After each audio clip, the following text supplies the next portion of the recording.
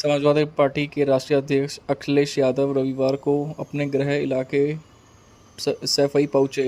यहां उन्होंने केंद्र की मोदी और राज्य की योगी दोनों सरकार पर जम के हमले किए। जीएसटी स्लैब के बदलाव को लेकर तीखा सवाल किया। अखिलेश ने पूछा कि जीएसटी लागू किया गया था तो यह दावा किया गया था कि इससे व्यापारिक व्यवस्था सरल होगी और कारोबारियों को फ़ायदा पहुंचेगा, लेकिन अब भाजपा सरकार गरीबों को राहत देने के नाम पर जीएसटी स्लैब में बदलाव करने की बात कर रही है। और अगर अब गरीबों को फ़ायदा होगा तो अभी तक किससे फ़ायदा हो रहा था। यह यहाँ अपने पैतृक गांव सैफई में समाजवादी समर्थकों से मुलाकात के बाद पत्रकारों से बात करते हुए अखिलेश ने कहा कि अब चुनाव में लगभग 1 साल का समय बचा है। हमारी भाजपा सरकार ने तो 9 बजट देख चुके हैं, आखिरी बजट आने वाला है। दिल्ली की सरकार तीसरी बार चल रही है, फिर भी हालात ख़राब होते जा रहे हैं। हर बार यह बताया गया है कि जीएसटी से व्यापार बेहतर होगा, लेकिन इससे उलट अब कई संशोधन करने पड़े। गरीबों को लाभ पहुंचाने के नाम पर स्लैब में बदलाव किया जा रहा है। उनका कहना है कि मुनाफाखोरी की आदतें इतनी गहराई में से जमा चुकी है कि कोई संशोधन उसे नहीं रोक सकता। उदाहरण देते हुए कहा कि पार्ले जी बिस्किट, साबुन का पैकेट, क्रीम का डिब्बा छोटे कर दिए गए थे।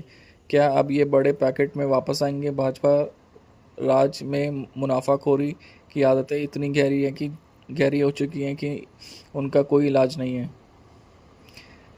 अब उत्तर प्रदेश के मुख्यमंत्री योगी आदित्यनाथ को ही आउटसोर्स करने की ज़रूरत है। अब चाहे आउटसोर्सिंग के भरोसे की बात कही जाए या किसी और की, वास्तव में अब उत्तर प्रदेश के मुख्यमंत्री योगी आदित्यनाथ को ही आउटसोर्स करने की ज़रूरत है। अखिलेश यादव ने कहा कि आगामी 2027 की विधानसभा चुनाव जनता का बदलाव लाने वाला जनादेश साबित होगा। जब भाजपा आएगी तब आरक्षण बचेगा, संविधान सुरक्षित रहेगा, गरीबों को सम्मान मिलेगा, विकास तभी होगा, इलाज गरीबों को तभी मिलेगा, रोजगार तभी मिलेगा। यह हमारी जनता की अपेक्षा है।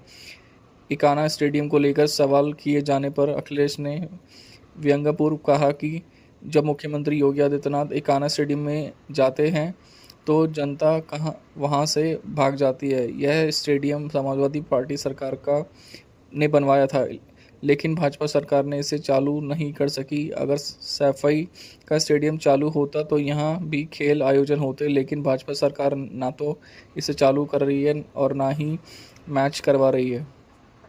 किसानों की खाद ना मिलने की समस्या पर उन्होंने स्पष्ट किया कि डीएपी खाद किसानों को नहीं मिल पा रही है। इसका कारण यह है कि पीडीए के लोग भी बड़े पैमाने पर खेती कर रहे हैं, इसलिए उपलब्ध नहीं कराई जा रही, जबकि गांव का गरीब किसान जो मेहनत करके खेत में काम करता है उसे यह खाद नहीं मिल रही। उन्होंने कहा कि सरकार के पास कीटनाशक दवाइयां महंगी हो गई हैं, खाद उपलब्ध नहीं हो पा रही हैं। बाढ़ से हुए नुकसान की भरपाई भी सरकार अभी तक नहीं कर पाई। यह स्थिति किसानों की आप दोगुनी करने की बजाय पूरी तरह से बिगाड़ रही है।